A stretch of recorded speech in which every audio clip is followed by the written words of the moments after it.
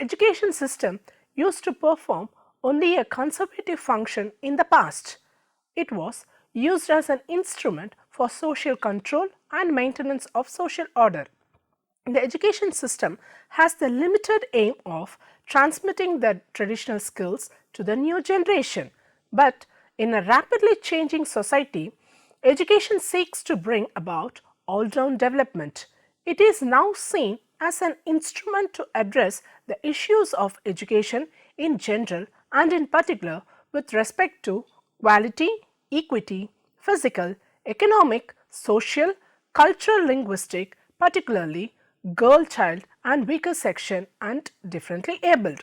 The National Policy on Education 1986 and the revised NPE 1992 enforces the urgency to address the quality concerns in education on priority basis. Quality cannot improve by itself. It requires reforms in teacher training, improvements in the school facilities and infrastructure in schools, teacher motivation and a change in the style of teaching to make it attractive to the students. The interstate and intrastate variations in school facilities, quality of teachers and learning outcome are large and so are social and economic conditions of the areas where the primary school operate. While indicators to measure the access, retention and internal efficiency of the educational system in terms of participation rate, accessibility, repetition rates, promotion rates, dropout rates and input-output ratio have been developed, but little information is available about the learner's achievement of cognitive and non-cognitive competencies. Merely providing adequate infrastructure, teaching learning material, adequate teaching and non-teaching staffs, providing conducive atmosphere in the school for learning are not sufficient requirements towards the quality education. Along with this, components of the curriculum, that is syllabus, pedagogy, examination, affiliation and accreditation standards are also important factors which need to be addressed while dealing with quality issues in education. There are some of the basic items covered under the study to understand the quality concern in education as they influence the entire school education system, such as first one is infrastructure. Under this category, the items like classroom, blackboard, drinking water and toilet facilities and availability of playgrounds have been studied. Next comes the physical environment. Under this category, the items like school boundary, distance of the school from the place of residence, school surroundings and appearance of the school from inside are studied. Next is teaching aids. The school should have some sorts of teaching aids like OHP, computers, etc. Next is the school dynamics.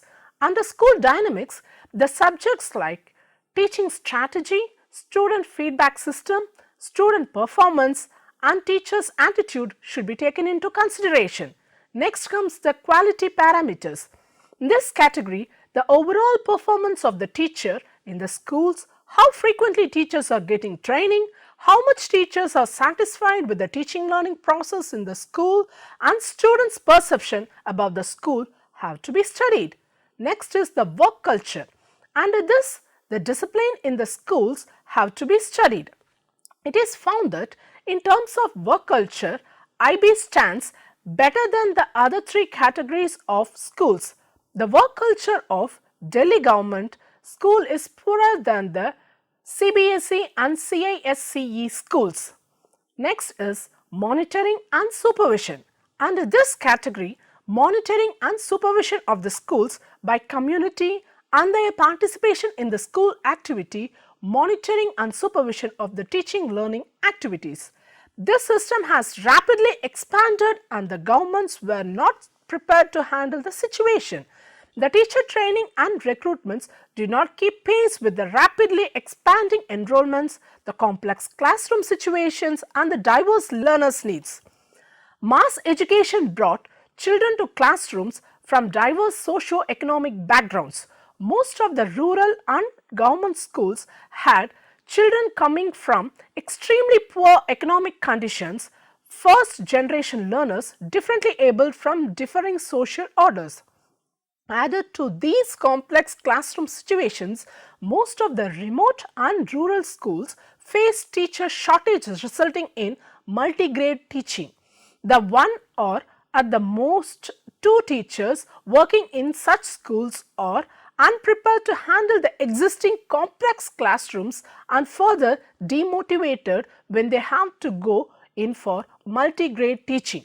Each teacher in such a situation on average manage 4 to 5 classes. In such a situation, it is important that our teacher education programs be restructured, including at least the two important components discussed above, that is, managing diversity and managing multi-grade situations. These problems are rarely covered in the training programs either pre-service or in-service. The present day teachers lack the skill to manage the increasing diversity and the resultant complex classroom situations. Most of the in-service programs focus on the generic skills and do not provide any value addition to the would-be teachers. Further, if we have to match the requirements of the schools and the teachers who work in them, the training program should be designed in consultation and participation of the teachers and not just by the teacher educators and administrators. India has another peculiar situation which impact the performance of our teachers. That is, the school teacher has multiple roles to perform. The idiosyncratic orders of the governments result in teachers to be a social worker, an advocacy agent for various government policy initiatives, a field worker and implementer, a polling agent, a health worker, a flood relief worker, distributing aids, and so goes on the list. This is the environment in which 90% of rural teachers work. In such a situation, what is the quality of teaching learning that we expect from a teacher? How do we come out of this situation? A situation where there is no aspiration for professional growth on the part of the teacher, inadequate infrastructure and human resources, inadequate time, and of all, poor human resource management strategies. We require a real researching of ourselves, a retrospection of our actions, and a revisioning of the systems and the profession. Teachers are the core of any school and thus their role in quality improvement becomes a paramount. Let us see how teachers can contribute to improve school quality. There are issues which are relevant to the context of teachers' contribution to quality schooling. In that, the first one is self-evaluation, next comes the ethics and values, and the third one is continuous learning and professional development. Learning environment includes the conditions both physical and socio-emotional available for children that enhances learning. It includes not only availability of facilities but also the extent to which they are utilized. There is no denying of the fact that physical facilities, namely building, instructional rooms, teaching learning materials, disabled friendly environment, etc. are essential to create a learning environment for effective schooling. Basically, collegiality and collaboration are important conditions for unity of this purpose. Research has shown that schools are more effective when staff build consensus on the aims and values of the schools and where they put into the practice through consistent and collaborative way of working and of decision making. This is partly in the hands of head teachers. One of the factors that is related to the interrelationships between students and teachers is positive expectations of pupil achievement among teachers and parents. In particular, low expectations of certain kinds of student have been identified as an important factor in the underachievement of students in disadvantaged urban schools. Experience shows that most of the educational institutions have been overwhelmed by the demand of the better facilities, and while coping with the demand, they missed out the quality. Traditional approaches to teaching has been replaced by modern methods and technology enabled teaching. But the mad rush and cutthroat competition for higher grades had resulted in the loss of human qualities among educators.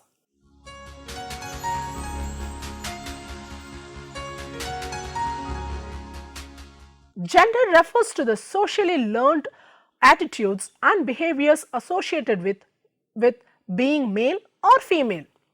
A gender role is the behavior expected of a female or a male in a particular culture, the attitudes and activities that the society expects of each sex. The only role related to sex are those associated with reproduction, male and female contribution to the transfer of genetic material. Further, women give birth and breastfeed, activities assigned to female on the basis of socially determined characteristics such as stereotypes, ideologies, values, attitudes, beliefs and practices are also defined. Gender relations are relations of dominance and subordination with elements of cooperation, force, violence sustaining them. Gender relations are socially constructed and hence variable in time and place and amenable to change.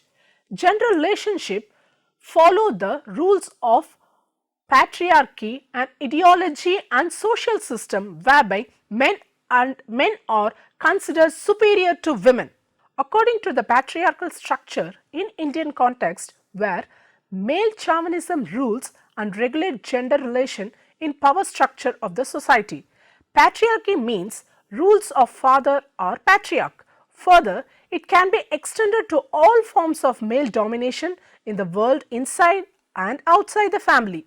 The origin of this word patriarchy was coined to define a specific type of male dominated structure in the society and how it channelized through social institutions like family or joint family of the patriarch, which included women, younger men, children, slaves and domestic servants, all under the rule of this dominant male. But nowadays, this used in the discourse of inequality, male versus female towards the power relationship existence and creating hierarchical structure in the society.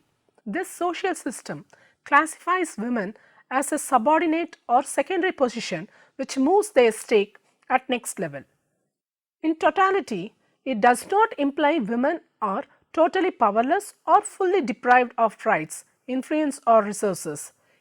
It points to power relationships and structure by which men dominate women in various ways through regulations of social institutions, that is, family, community, religion and caste. Feminist denotes patriarchy by manifestation and institutionalization of male dominance over women and children in family and its extension in society by control of women.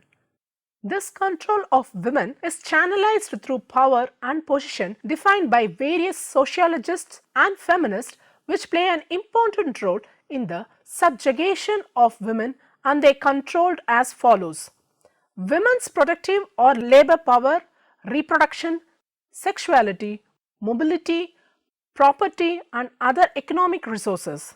There are number different perspectives on power. Feminism explains patriarchy as follows. It defines as an institution of power and authority having defined structural through which men dominate, oppress and exploit women. Further, it extends towards the struggle against the totality of oppressive and exploitative relations which affect women and their systematic character. Society directs behavior and helps to shape individuals' lives, while some choose to believe they have chosen their behavior based on individual characteristics, but behavior is socialized rather than by natural occurrence. Individuals should recognize their group identity and understand the male and female role expectations maintained by the society.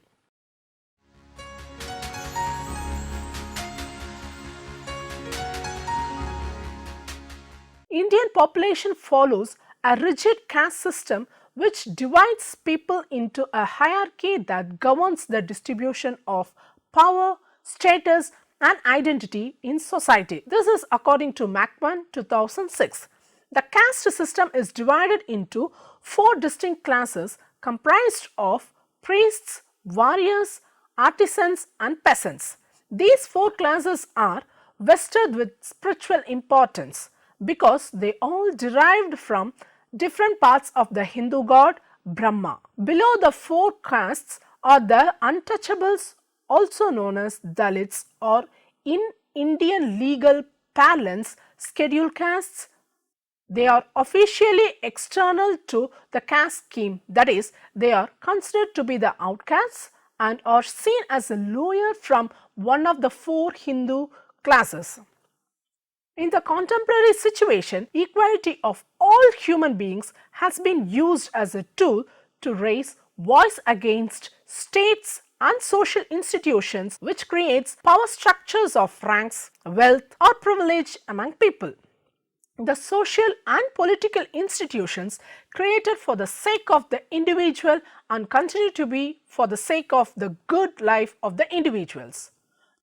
John Locke, one of the profounder of the social contract theory, argued that life, liberty and property are the three basic elements for which civil society and state came into existence. The evolution of democracy added the element of equality and justice in these virtues. India can be characterized by social inequality. Perhaps nowhere elsewhere in the world has inequality been as elaborately constructed as in the Indian institution of caste. Caste has long existed in India, but in the modern period it has been severely criticized by both Indians and foreign observers. Caste has undergone significant change since independence, but it still involves hundreds of millions of people. In its preamble, India's constitution forbids negative public discrimination on the basis of caste. However, caste ranking and caste-based interactions have occurred for centuries and will continue to do so well into the foreseeable future, more in the countryside than in urban settings and more in the realms of kinship and marriage than in less personal interactions.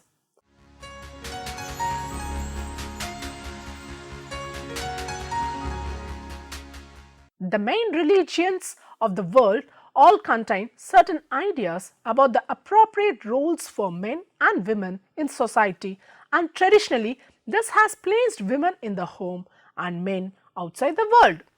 This holds true even nowadays, where much change is occurring in societies with increasing female labor market participation and changes in attitudes accompanying this.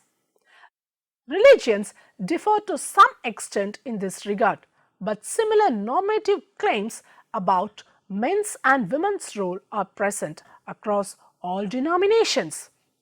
Nevertheless, data shows that Muslims and Buddhists seems to have less egalitarian gender roles attitudes than Jews.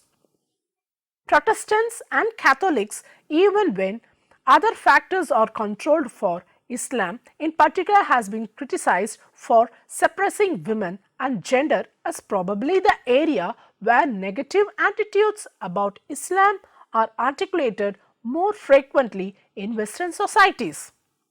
While much of the public discourse seems to equate Islam with gender equality, it is important to note that very different gender roles exist with Islam and that individuals interpret these differently in the context of their own lives. Islamic leaders tend to emphasize that men and women have equal value, but that they have very different roles in the society. Muslim feminists, however, challenge this and demand women to be allowed a public role, whereas men should be more involved in the home and the family, which is similar to discussions in many other societies. Based on the normative role of religion and the predominantly gender conservative teachings of most of the main religions, it can be expected that individuals who belong to a religion will be less democratic than people indicating that they have no religious affiliation. Higher religiosity, both in terms of level of religiosity indicated by the respondent and the frequent attendance at religious services, should equally be associated with more traditional gender role attitudes. Religious attendance is linked to greater exposure to religious doctrine, but also shows that a person is more committed to their particular faith.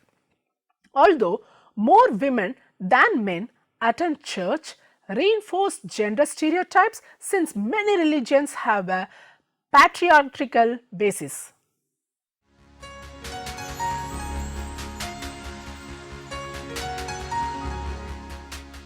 Culture refers to the beliefs and practices of another society, particularly where these are seen as closely linked with tradition or religion. Culture is a part of the fabric of every society, including their own. It shapes the way things are done and our understanding of why this should be so. According to the World Conference on Cultural Policies, Mexico 1982, culture is the whole complex of distinctive spiritual, material, intellectual and emotional features that characterize a society or a social group. It includes not only arts and letters but also modes of life, the fundamental rights of the human being, value systems, traditions and beliefs. Gender is related to culture as expectations about attributes and behaviors appropriate to women or men and about relations between women and men, and in other words, gender are shaped by culture. Gender identities and gender relations are critical aspects of culture because they shape the way daily life is lived in the family, but also in the wider community and in the workplace. Gender functions as an organizing principle for society because of the cultural meanings given to being male or female. This is evident in the division or labor according to gender. In most societies, there are clear patterns of women's work and men's work both in the household and in the wider society, that is community, and cultural expectation of why this should be. The patterns and the explanations differ among societies and change over time. While the specific nature of gender relations varies among societies, the general pattern is that women has less personal autonomy, fewer resources at their disposal and limited influence over the decision making process that shape their societies and their own lives. This pattern of disparity based on gender is both a human rights and a development issue. Societies and cultures are not static. They are living entities that are continually being renewed and reshaped. Cultural change occurs as communities and households respond to social and economic shifts associated with globalization. New technologies, environmental pressures, armed conflict, development projects, etc. Change also results from deliberate effort to influence values through change in the law or government policies, often due to pressure from civil society.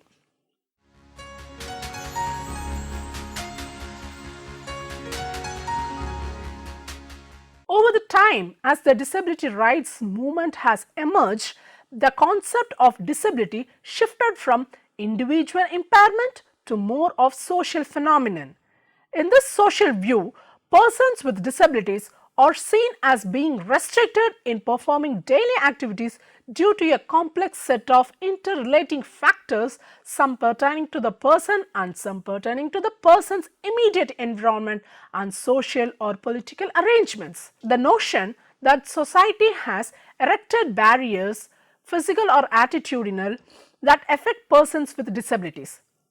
Consequently, a number of government programs and policies have evolved to include making the environment and building barrier free and provide income assistance or work related supports to help them to participate more fully in the community and at the workplace.